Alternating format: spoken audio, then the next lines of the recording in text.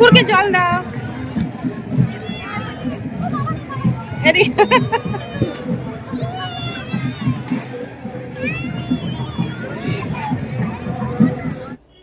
শুভ সকাল বন্ধুরা, কেমন আছো তোমরা? আশা করি তোমরা সকলে ভালো আছো, সুস্থ আছো।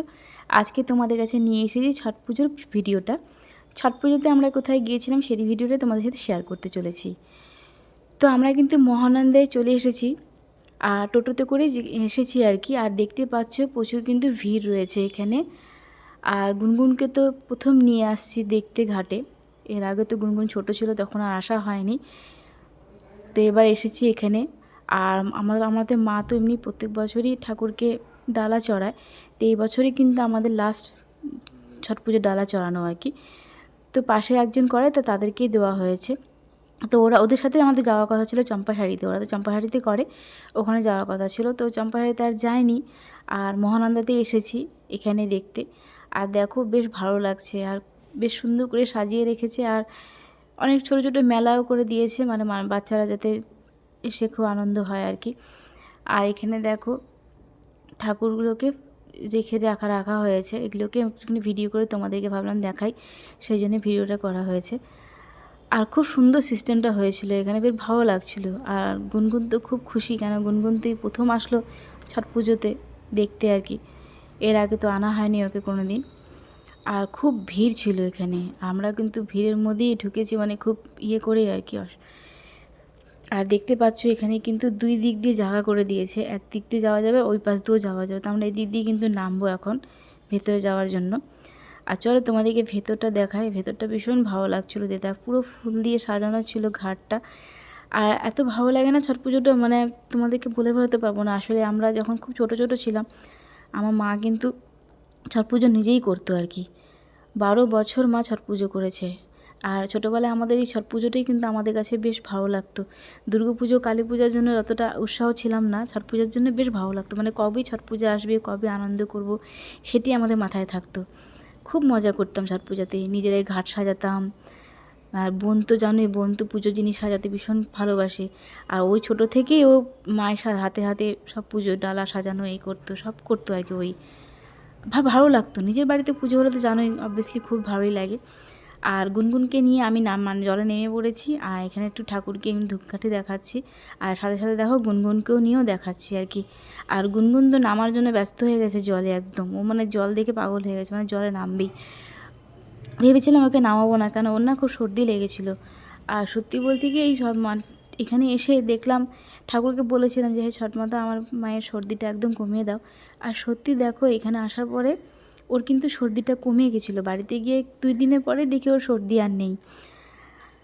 আর সত্যিই ঠাকুর কিন্তু খুব জাগ্রত। অনেকেই জানো তোমরা, এই ঠাকুর কিন্তু প্রচণ্ড জাগ্রত। আর এখানে দেখো বোন কিন্তু গুনগুনকে নিয়ে জলে নামিয়ে দিয়েছে। পা দুটো দেখো ওর জলে পুরো চুবিয়ে দিয়েছে। ওতে ওর পোষাচ্ছে না, ও চাচ্ছে পুরো জলের মধ্যে নিজেই নামবে। আর গুনগুনও কিন্তু সবার হাতে হাতে জল দিয়েছিল, কুলোতে জল দিয়েছিল, ঠাকুরকে প্রণাম করেছিল। চলো তোমরা দেখতে থাকো, সঙ্গে থাকো।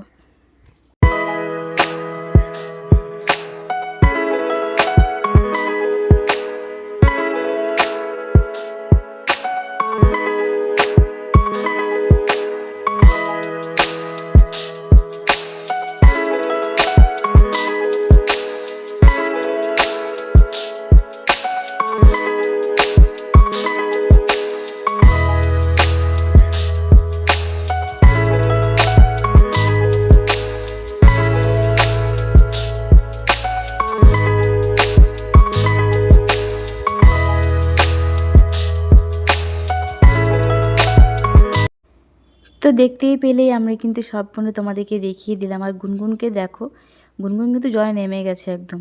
আর চলো তোমাদেরকে একটুখানি সূর্যটাকে খুব কাছ থেকে একটু দেখিয়ে দেয়, খুব সুন্দর লাগছিলো দেখতে।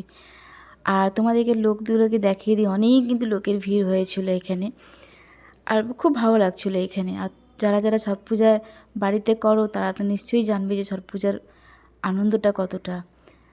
আর সত্যি বলতে কি, কেন বললাম কি, এই ঠাকুর ভীষণ জাগ্রত। মন থেকে তুমি যদি কিছু চাও এই ঠাকুরের কাছে, তো নিশ্চয়ই কিন্তু পাওয়া যায় এই ঠাকুরের কাছে চাইলে পরে। আর দেখো গুনগুনকে দেখো জল নিয়ে কীভাবে খেলছে। আমি তো ওটাই চিন্তা করছিলাম যে সর্দি লেগেছে, কী যে হবে আবার। কিন্তু দেখলাম যে না, ভগবান সত্যি আছে। ও কিন্তু একদমই মানে সর্দিটাও কমে গেল আর সর্দি আসলো না আর।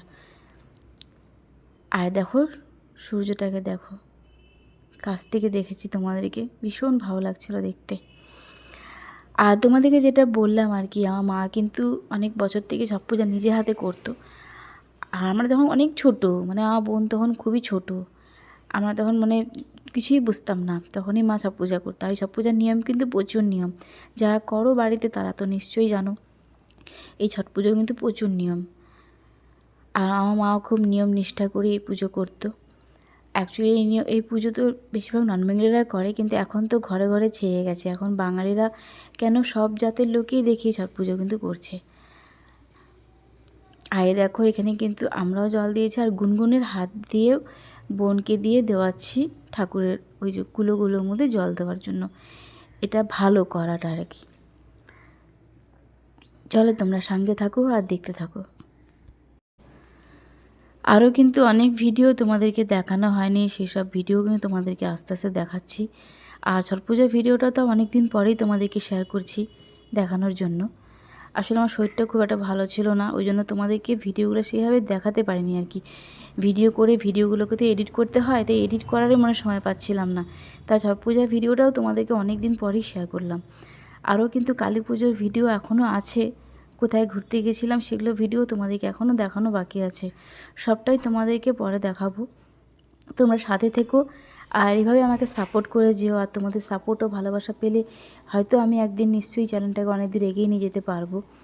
তোমাদের সাপোর্টের প্রচুর দরকার। আর ভিডিওগুলো না যখন দেখবে, তোমরা কেউ স্কিপ করে দেখো না, পুরো ভিডিওটাই না পুরোটাই দেখো, আর দেখবে তোমাদের ভালোও লাগবে পুরোটা দেখলে। আমিও কিন্তু যাদের যাদের ভিডিও দেখি তাদের ভিডিও কিন্তু ফুল ওয়াচ করি, তোমরা সেটা নিশ্চয়ই জানো।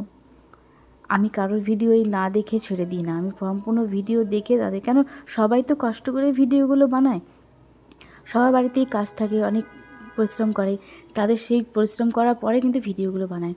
তো আমি কিন্তু সবার ভিডিওই ফুল ওয়াচ করি, আর কারোর ভিডিও ওরকম ফুল ওয়াচ না করে রেখে দিই না।